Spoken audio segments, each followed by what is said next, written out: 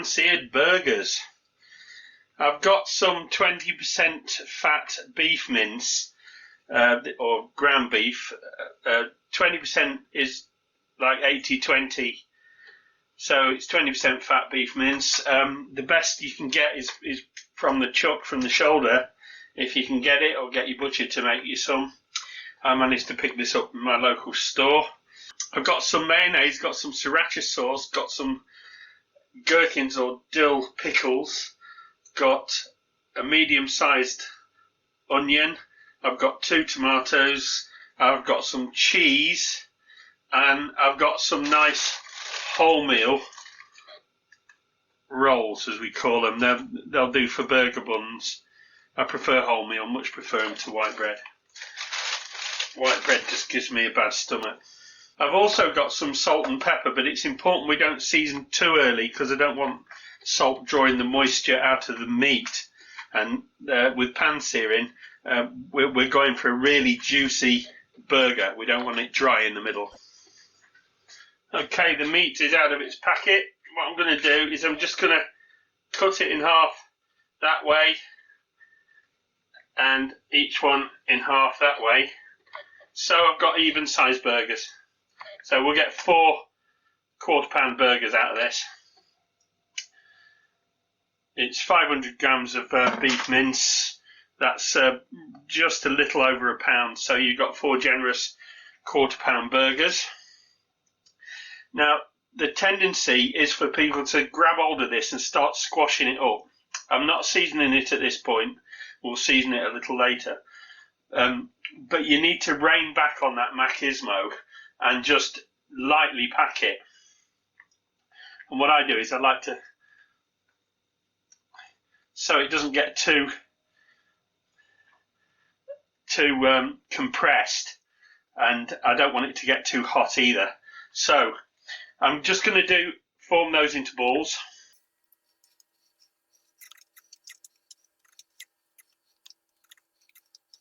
So it's that technique of throwing it from hand to hand.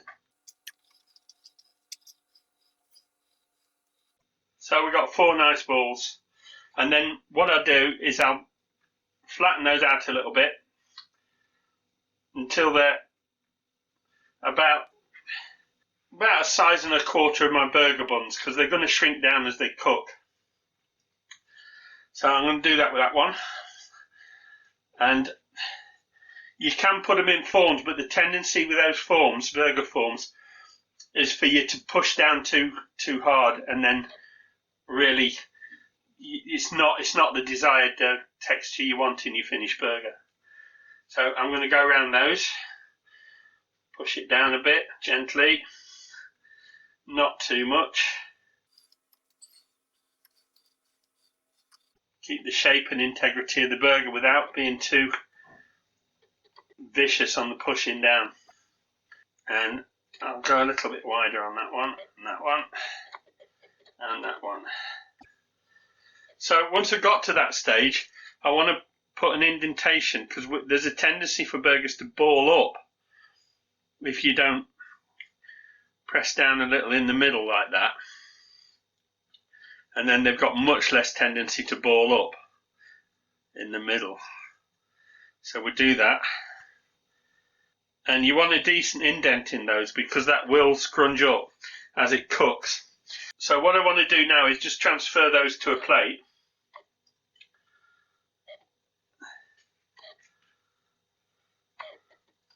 And then I'm going to put those back into my fridge to chill them while I just get on with the rest of this prep. Okay, the next thing we're going to make is a special sauce. And the way I do that is I get myself a bowl, and I get myself some mayonnaise, and I put a reasonably generous amount of mayonnaise in there, and just enough for 4 burgers. That should do it. And you want a little dash of sriracha sauce on that.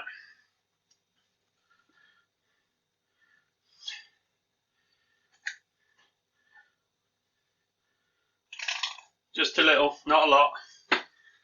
Get that in there. And then the next thing we want to take is, I'm going to take a dill pickle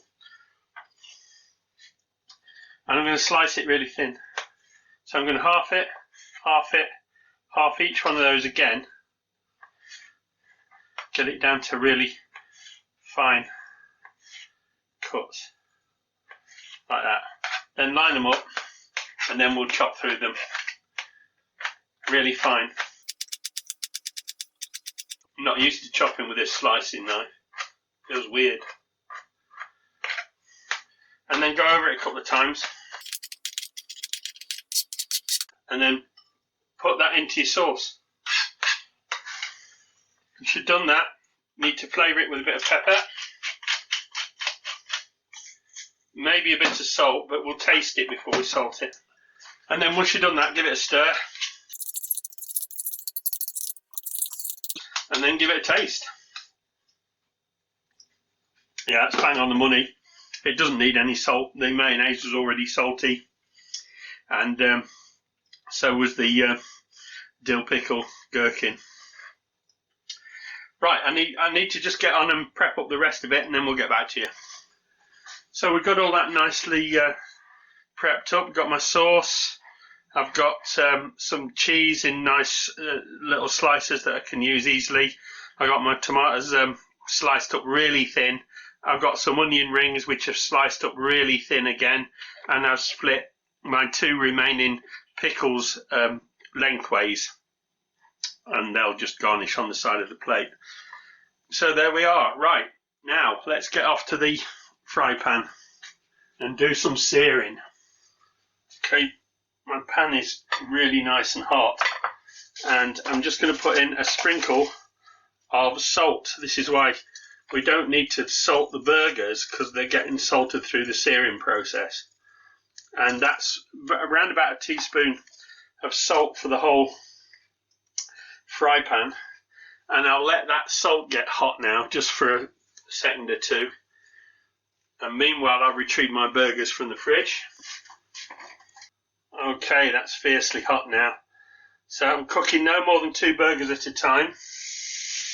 Just drop them in. No pressing down on the burgers. You don't want to be pressing down on them. You'll ruin them. So just let them cook in that fierce heat. And as you cook, you'll see they creep up the side. The heat just creeps up the side. And when I flip the burgers, they're going to go into this empty area right here. Okay, when they're ready to lift, it should be quite easy to lift them. Flip them and turn them. Put them on your vacant areas of your fry pan.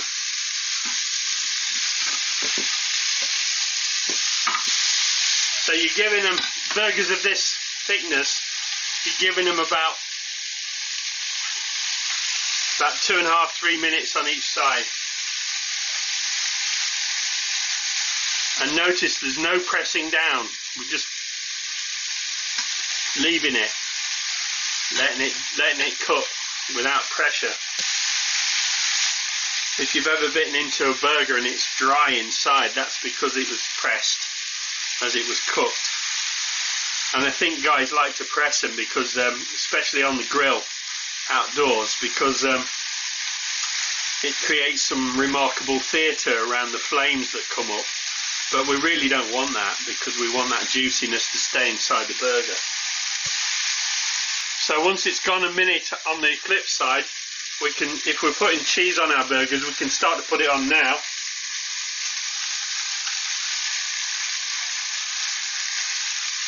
And I'm turning down to about 2/3 of my heat.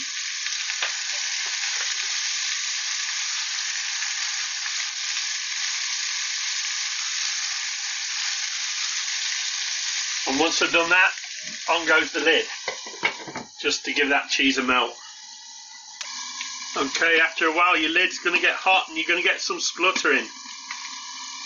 And that's when your cheese is really melting, because the steam inside there is working on that cheese right now. So at this stage, you want to lift the lid. Be careful, because it's flatter. And this is the time to take those burgers off. And what we'll do is we'll just take those off and let them rest like a good steak. You take it off and you rest it.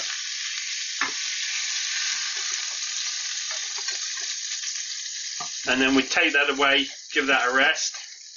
And meanwhile, I use the fat that's in the pan to toast up my burger buns. Okay, once your buns are toasted, let's get this burger built. Let's get the bottom of my burger bun. Get on some of my special sauce.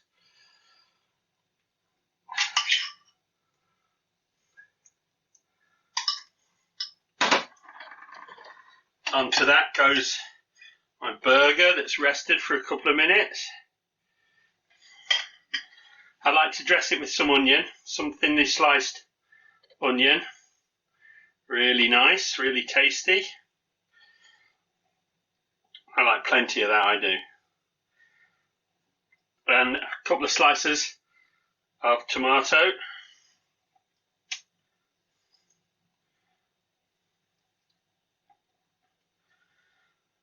On the side, a couple of pickles. A dusting of pepper, because it's rude not to. And a lid.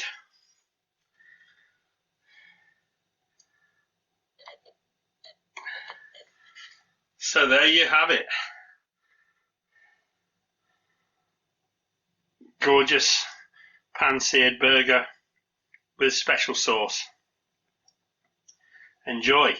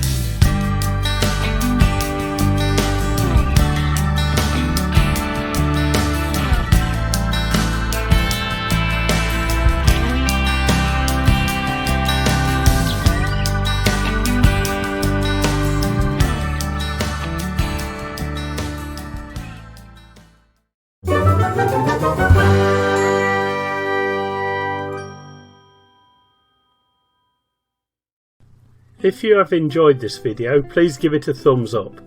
If you would like to follow my channel, please subscribe and be sure to click the bell icon to receive notification of all my upcoming videos. Thanks for watching.